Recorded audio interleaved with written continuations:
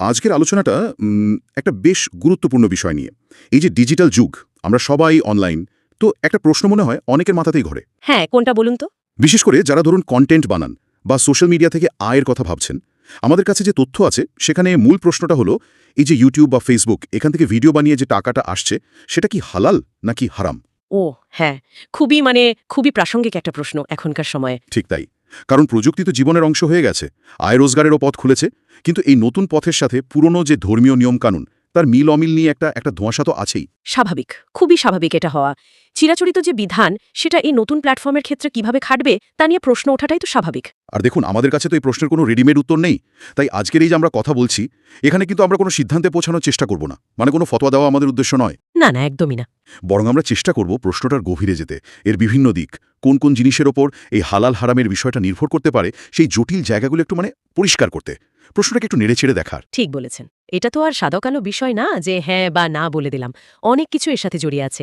আমাদের কাজ হবে সেই দিকগুলো তুলে ধরা, যাতে একটা পরিষ্কার ধারণা পাওয়া যায়। তাহলে শুরু করা যাক। এই যে ইউটিউব, ফেসবুক, এগুলো তো এখন আর শুধু বন্ধুবান্ধবের সাথে যোগাযোগ বা ভিডিও দেখার জন্য না। না, একদমই না। এখন তো এটা বিরাট একটা ইন্ডাস্ট্রির মতো। হ্যাঁ, অনেকের জন্য এটা রীতিমতো পেশা। কত মানুষ কন্টেন্ট বানাচ্ছেন, শেয়ার করছেন, আয়ও করছেন। কিন্তু এই যে বললাম, ধর্মীয় বিধিবিধানের প্রসঙ্গ আসলেই, হালাল হারামের চিন্তাটা আসলেই একটা দ্বন্দ্ব তৈরি হয়। এই নতুন প্রযুক্তি, নতুন আয়ের পথ, এর সাথে আমাদের চিরাচরিত ধর্মীয় নীতির মিল বা অমিলটা কোথায়? এই প্রশ্নটা কি আপনারও মনে হয় এখন খুব উঠছে? অবশ্যই উঠছে, আর ওঠাটাই স্বাভাবিক। দেখুন, ইসলামে কোনো আয় বা উপার্জন হালাল হতে গেলে তার কিছু বেসিক প্রিন্সিপাল বা নীতি আছে। যেমন? প্রথমত, কাজটা কি? যে কাজটা করে আয় হচ্ছে, সেই কাজটা নিজে ইসলাম সমর্থন করে কিনা, কাজটা কি নীতিগতভাবে ঠিক নাকি আপত্তিকর কিছু। আচ্ছা। দ্বিতীয়ত, আয়টা আসছে কোত্থেকে, সোর্সটা কি? সরাসরি কোনো জিনিস বা সেবা বেচে, নাকি বিজ্ঞাপন থেকে, সাবস্ক্রিপশন থেকে, নাকি অন্য কোনো উপায়ে? আয়ের উৎস। হ্যাঁ।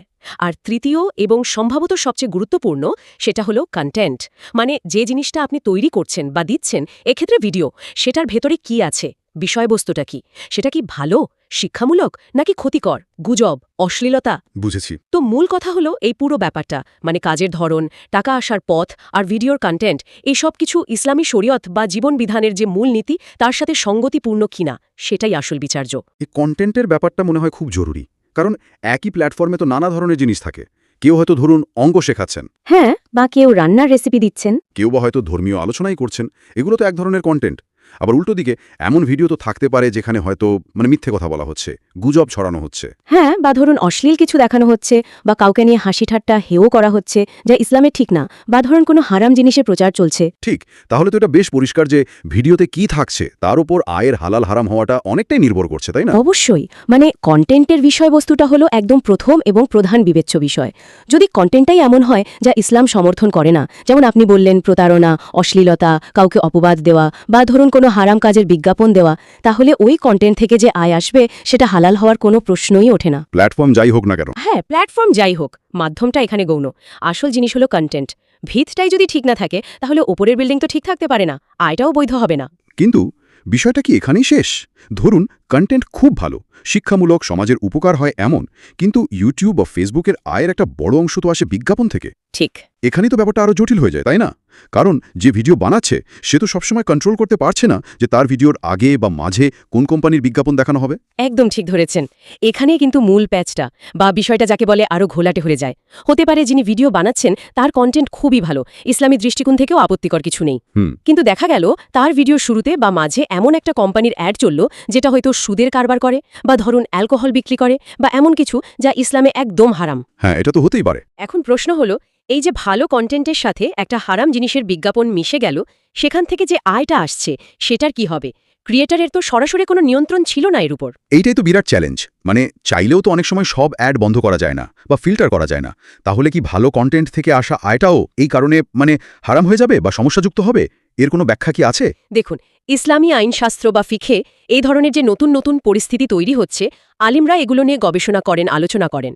বিজ্ঞাপনের এই বিষয়টা আসলেই একটা গ্রে এরিয়া বা ধূসর জায়গা তৈরি করে। কেন? কারণ আয়টা তো সরাসরি কন্টেন্ট বেচে আসছে না, আসছে বিজ্ঞাপন দেখানোর বিনিময়ে, যেটা মূলত প্ল্যাটফর্ম কন্ট্রোল করছে। হ্যাঁ, কিছু ক্ষেত্রে হয়তো ক্যাটেগরি ব্লক করা যায়, কিন্তু পুরোপুরি নিয়ন্ত্রণ তো প্রায় অসম্ভব। ঠিক। তো এটাকে যদি একটু বড় ক্যানভাসে দেখি, প্রশ্ন আসে, এই যে অনিচ্ছাকৃত বা নিয়ন্ত্রণহীন একটা মিশ্রণ ঘটছে, সেটার জন্য কি মূল হালাল কন্টেন্টের আয়টাও হারাম হয়ে যাবে, নাকি আয়ের যে অংশটা ভালো কন্টেন্টের জন্যই আসছে বলে ধরা যায় সেটুকুকে আলাদা করে দেখার সুযোগ আছে? এ নিয়ে কিন্তু আলেমদের মধ্যে বিভিন্ন মতও থাকতে পারে, মানে নির্দিষ্ট পরিস্থিতি অনুযায়ী বিধানও পাল্টাতেও পারে। এটা নিয়ে আলোচনা চলছে। আচ্ছা, আরেকটা ব্যাপার ভাবছিলাম, এই যে প্ল্যাটফর্মগুলো ইউটিউব বা ফেসবুক, এদের তো নিজস্ব কিছু নিয়মকানুনও আছে, তাই না? Community guidelines, monetization policy. হ্যাঁ, আছে তো। যেমন তারা কিছু জিনিস দেখাতে বারণ করে বা কিছু ভিডিওতে বিজ্ঞাপন দেয় না। এখন কথা হলো, এই প্ল্যাটফর্মের নিয়ম মানা বা না মানার সাথে কি ইসলামী হালাল হারামের কোনো সম্পর্ক আছে? ধরুন কেউ যদি প্ল্যাটফর্মের নিয়ম ভাঙে, কপিরাইট চুরি করে বা ভুল তথ্য দিয়ে টাকা কামায়। ভালো পয়েন্ট। এখানে দুটো জিনিসকে একটু আলাদা করে দেখা দরকার। কি কি? প্রথমত, প্ল্যাটফর্মের যে নিয়মগুলো সেগুলো তারা বানিয়েছে তাদের ব্যবসা, আইন কানুন আর ইউজারদের একটা সাধারণ স্ট্যান্ডার্ড বজায় রাখার জন্য। এই নিয়মগুলো ইসলামী শরিয়াতের সাথে মিলতেও পারে, আবার নাও মিলতে পারে। যেমন ধরুন কপিরাইট রক্ষা করা, এই ধারণাটা ইসলামী নীতির সাথে মেলে, কারণ ইসলাম তো অন্যের হক বা অধিকার নষ্ট করার সমর্থন করে না। আবার ধরুন প্ল্যাটফর্মের এমন কোনো নিয়ম থাকতেই পারে যেটা হয়তো শরীয়তের চোখে তেমন জরুরি না, বা উল্টোটাও হতে পারে। আচ্ছা, আর দ্বিতীয়ত, ইসলামে কিন্তু সাধারণভাবে চুক্তি বা ওয়াদা রক্ষা করার উপর খুব জোর দেওয়া হয়েছে। যখন কেউ একটা প্ল্যাটফর্ম ব্যবহার করছে, সে তো আসলে তাদের শর্ত মেনেই করছে। এখন যদি সেই শর্তগুলো শরীয়তের সাথে সরাসরি সাংঘর্ষিক না হয়, তাহলে সেগুলো মেনে চলাই তো নৈতিকভাবে ঠিক। কিন্তু যদি কেউ নিয়ম ভাঙে, যেমন কপিরাইট, হ্যাঁ, যদি কেউ প্ল্যাটফর্মের নিয়ম ভেঙে আয় করে, তার আয়টা হালাল হবে না হারাম, সেটার মূল বিচার হবে কিন্তু শরীয়তের নিয়মে, প্ল্যাটফর্মের নিয়মে নয়। ও আচ্ছা, মানে দেখতে হবে সে কি শরীয়ত অনুযায়ী কোনো অন্যায় করে আয়টা করেছে, যেমন প্রতারণা করেছে, চুরি করেছে, কপিরাইট ভাঙা যদি অন্যের অধিকার নষ্ট করার মতো হয়, মিথ্যা বলেছে। যদি উত্তর হ্যাঁ হয়, তাহলে আয়টা অবৈধ হবে, প্ল্যাটফর্মের নিয়ম যাই বলুক। আর যদি শরীয়তে ঠিক থাকে কিন্তু প্ল্যাটফর্মের নিয়ম ভাঙে? যদি কাজটা শরীয়তের দিক থেকে ঠিক থাকে কিন্তু প্ল্যাটফর্মের কোনো টেকনিক্যাল নিয়ম ভাঙে, যেটা শরীয়তের মূল নীতির সাথে সরাসরি বিরোধপূর্ণ নয়, তখন বিষয়টা হয়তো অন্যভাবে দেখা যেতে পারে। কিন্তু মূল বিচার্য সবসময় শরীয়তের মানদণ্ড। বুঝেছি, তার মানে শরীয়তই হলো আসল মাপকাঠি, প্ল্যাটফর্মের নিয়ম হয়তো সহায়ক কিন্তু ফাইনাল কথা নয়। আচ্ছা, আরেকটা বিষয় খুব শোনা যায়, সেটা হলো নিয়ত, মানে উদ্দেশ্য। হ্যাঁ, নিয়ত বা ইন্টেনশন। অনেকে বলেন যে যদি উদ্দেশ্য ভালো হয়, যেমন ধরুন টাকাটা দিয়ে সংসার চালাবে বা ভালো জ্ঞান ছড়াবে বা মানুষকে ভালো পথে ডাকবে, তাহলে হয়তো আয়ের উৎসের ছোটখাটো সমস্যাগুলো ইগনোর করা যেতে পারে। ইসলামে এই নিয়তের ভূমিকাটা ঠিক কতটুকু? দেখুন, ইসলামে কাজের পেছনের উদ্দেশ্য বা নিয়ত যে অত্যন্ত গুরুত্বপূর্ণ একটা বিষয়, এতে কোনোই সন্দেহ নেই। যে কোনো কাজের মূল্যায়ন বা সওয়াব অনেকটাই নিয়তের ওপর নির্ভর করে। ভালো নিয়তের অবশ্যই মূল্য আছে, কিন্তু একটা মৌলিক কথা মনে রাখতে হবে, ভালো নিয়ত কখনোই কোনো হারাম কাজকে হালাল বানায় না বা হারাম উপার্জনকে বৈধতা দেয় না। ইসলামে শুধু লক্ষ্যটা ভালো হলেই চলে না, সেই লক্ষ্যে পৌঁছানোর পথ বা উপায়টাও বৈধ হতে হয়। আচ্ছা, মানে উপায়টাও ঠিক হতে হবে। একদম, দুটোই শুদ্ধ হতে হয়। একটা খুব কমন উদাহরণ দেয়া হয়, কেউ যদি ধরুন চুরি করে সেই টাকা দিয়ে মসজিদ বানায় বা গরিবকে দেয়, তার উদ্দেশ্য তো ভালো, তাই না? মসজিদ বানানো, দান করা। কিন্তু তার এই ভালো উদ্দেশ্যটা কি চুরি করাটাকে হালাল বানিয়ে দেবে না। চুরি করাটা হারামি থাকবে। ঠিক তেমনি যদি ইউটিউব বা ফেসবুক থেকে আয়ের পথটা বা কন্টেন্টটা শরিয়াত অনুযায়ী ঠিক না হয়, তাহলে শুধু ভালো নিয়তের দোহাই দিয়ে সেটাকে হালাল বলা যাবে না। তার মানে নিয়তটা জরুরি, কিন্তু সেটা কোনো হারামকে হালাল করার লাইসেন্স নয়। ঠিক তাই। নিয়ত কাজের গ্রহণযোগ্যতা বাড়াতে পারে, সওয়াব বাড়াতে পারে, কিন্তু বৈধতার মাপকাঠি বদলাতে পারে না। পথটাও ঠিক থাকতে হবে। খুব পরিষ্কার হলো বিষয়টা। তার মানে কোনো শর্টকাট নেই? বিষয়টা সেরকমই। আর এই পুরো আলোচনাটা কিন্তু একটা জরুরি প্রশ্নের দিকে নিয়ে যায়। কি প্রশ্ন? এই যে এত নতুন নতুন বিষয়, প্রযুক্তি নির্ভর জটিলতা, যেখানে অনেক কিছু হয়তো নিজের হাতেও নেই, যেমন বিজ্ঞাপনের ব্যাপারটা, এইরকম পরিস্থিতিতে নিজে নিজে একটা সিদ্ধান্তে চলে আসাটা কতটা ঠিক, বিশেষ করে যখন ধর্মের মতো একটা সংবেদনশীল বিষয় জড়িত। ঝুঁকির ব্যাপার তো। হ্যাঁ, যেখানে নিজের হয়তো যথেষ্ট জ্ঞান নেই বা বিষয়টা অনেক জটিল, অনেক দিক জড়িত, সেখানে হুট করে একটা সিদ্ধান্তে না এসে যারা এই বিষয়ে পড়াশোনা করেছেন, জ্ঞান রাখেন, সেই যোগ্য আলেম বা বিশেষজ্ঞদের কাছে যাওয়া, তাদের গবেষণা, তাদের মতামত জানার চেষ্টা করা, এটাই কি বেশি নিরাপদ আর বিচক্ষণতার কাজ নয়? অবশ্যই। এটা কিন্তু কোনো নির্দিষ্ট ফতুয়া নয়, বুঝলেন? এটা হলো একটা সাধারণ অ্যাপ্রোচ বা সতর্কতা। জ্ঞান অর্জন করে সিদ্ধান্ত নেওয়ার গুরুত্বটা বোঝানোর চেষ্টা করছি, কারণ ভুল সিদ্ধান্তের ফল তো দুনিয়াতেও খারাপ হতে পারে, আখেরাতেও। তাহলে আমরা যদি পুরো আলোচনাটা একটু গুছিয়ে আনি, ব্যাপারটা দাঁড়াচ্ছে যে ইউটিউব বা ফেসবুক থেকে আয়, এটা হালাল না হারাম, এই প্রশ্নের উত্তরটা বেশ কয়েকটা জিনিসের উপর নির্ভর করছে। এক, কথায় বলা মুশকিল। একদম। যেমন প্রথমত, কন্টেন্ট কি? সেটা কি ইসলাম যা বলে তার সাথে মেলে নাকি উল্টো? হ্যাঁ, কন্টেন্টের প্রকৃতি। দ্বিতীয়ত, টাকাটা আসছে কিভাবে? যদি বিজ্ঞাপন থেকে আসে, তাহলে সেই বিজ্ঞাপনে কি দেখানো হচ্ছে, আর যিনি ভিডিও বানাচ্ছেন তার কতটা নিয়ন্ত্রণ আছে এর ওপর? ঠিক, আয়ের উৎস ও বিজ্ঞাপনের জটিলতা। তৃতীয়ত, প্ল্যাটফর্মের নিজস্ব নিয়মকানুন আর ব্যবহারকারী হিসেবে সেগুলো মানার দায়বদ্ধতা। হ্যাঁ, সেটাও একটা দিক। আর সবশেষে, নিয়ত বা উদ্দেশ্য, যেটা জরুরি হলেও আসল বিধানকে কিন্তু পাল্টাতে পারে না। একদম ঠিক।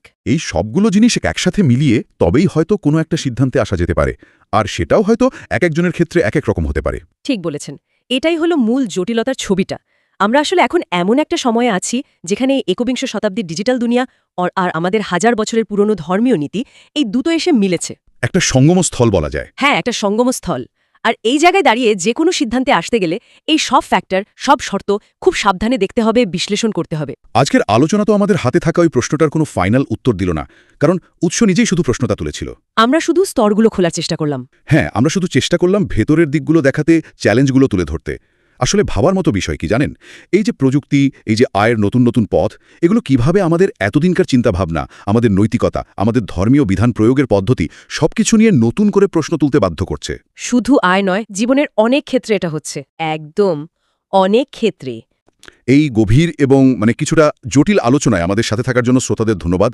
আমরা দেখলাম একটা আপাত সরল প্রশ্নের পেছনেও কতগুলো স্তর থাকতে পারে, কতগুলো দিক থাকতে পারে। আলোচনা আমরা এখানেই শেষ করছি, তবে যাওয়ার আগে একটা প্রশ্ন রেখে যেতে চাই। বলুন। আজকের আলোচনার সূত্র ধরেই, যেহেতু একজন কন্টেন্ট ক্রিয়েটর, যিনি ভিডিও বানাচ্ছেন, তিনি তার ভিডিওর সাথে দেখানো বিজ্ঞাপন বা প্ল্যাটফর্মের অনেক নিয়মের উপর সরাসরি নিয়ন্ত্রণ রাখতে পারছেন না। হ্যাঁ, যেটা আমরা আলোচনা করলাম।